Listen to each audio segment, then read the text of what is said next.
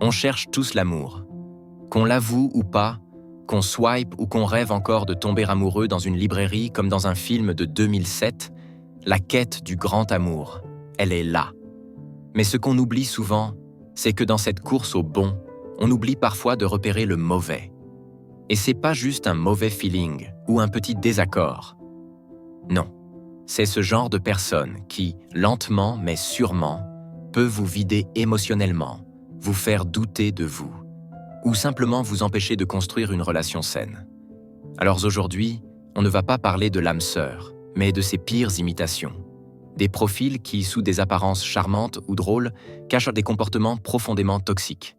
Ceux qu'on veut aimer, mais qu'il vaudrait mieux éviter. Pour votre santé mentale, votre estime et votre futur bonheur. La première catégorie, c'est Monsieur ou Madame Infaillible. Vous savez, ceux qui n'ont jamais tort, qui ont une réponse à tout, sauf quand il s'agit de s'excuser. Ces personnes transforment chaque désaccord en procès où vous êtes forcément le coupable. Même quand c'est eux qui ont fait une erreur. Ils ne reconnaissent jamais leur tort. Et pire, ils peuvent vous faire douter de votre mémoire, de vos émotions, de votre réalité. C'est ce qu'on appelle le gaslighting. Et spoiler, c'est pas juste de la drama, c'est de la manipulation émotionnelle. Et ça fait des dégâts profonds. Et si vous croisez quelqu'un qui passe son temps à blâmer les autres, son ex, ses parents, son boss, son chat, la météo, faites demi-tour. Ce profil, c'est le blâmeur professionnel. Il est incapable de se remettre en question. Et s'il vous semble charmant au début, dites-vous bien que vous serez la prochaine personne sur la liste des coupables dès que quelque chose ne va pas dans sa vie. Oui, même si vous êtes juste en train de respirer. Un autre grand classique, le « toi non plus, t'es pas parfait ». Celui qui, dès que vous exprimez un ressenti ou une critique, même avec des pincettes, vous renvoie vos propres défauts à la figure. C'est de la projection, un mécanisme de défense bien connu en psychologie. Pour ne pas affronter ses torts, il balance les vôtres. Résultat, il n'y a jamais de vraie conversation. Juste une bataille d'accusations, où le but est de gagner, pas de comprendre. Et parfois, la personne n'est pas violente, pas même manipulatrice. Elle est juste incapable d'entendre le moindre reproche sans s'effondrer ou exploser. Tout commentaire devient une attaque personnelle. Vous marchez constamment sur des œufs. Et même si vous êtes du genre doux et bienveillant, ça finit par vous épuiser. On parle ici d'un manque de régulation émotionnelle qui rend toute communication saine, impossible.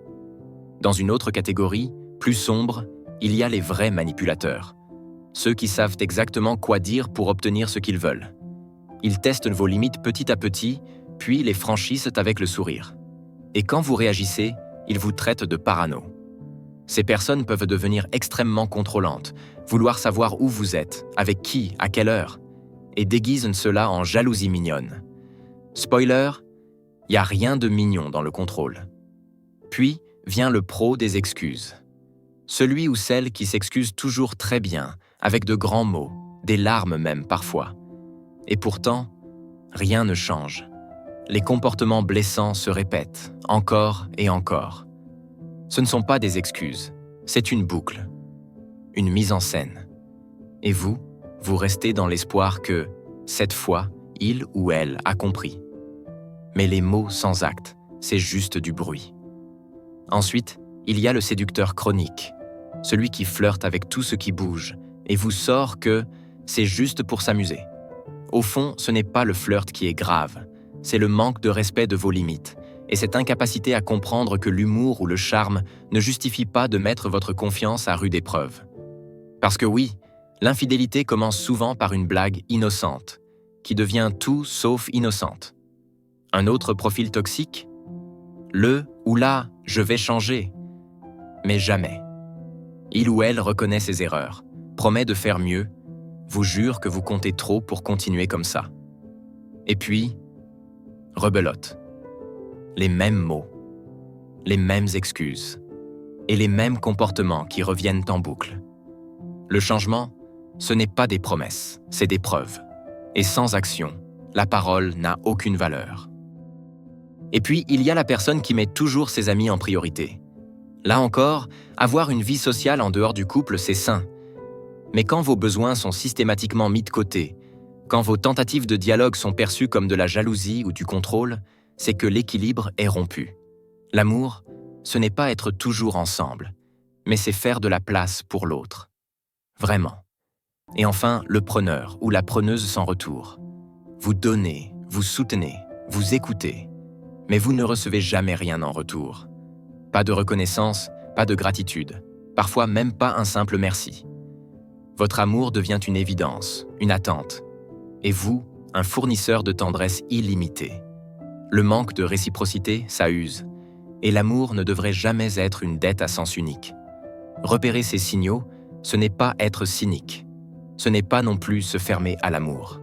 C'est, au contraire, apprendre à choisir mieux, à protéger son cœur, à investir là où l'amour grandit vraiment, parce qu'au fond, le bon partenaire ne sera pas parfait.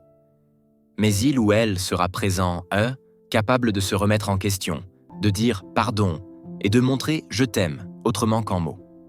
Vous méritez une relation dans laquelle vous vous sentez respecté, entendu, soutenu.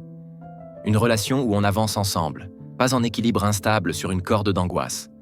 Alors voilà, si vous avez reconnu un ou plusieurs de ces profils, fuyez, ou du moins, ouvrez les yeux. L'amour mérite mieux que des excuses mal recyclées ou des jeux de pouvoir déguisés en passion. Et vous, c'est quoi le red flag qui vous a le plus marqué?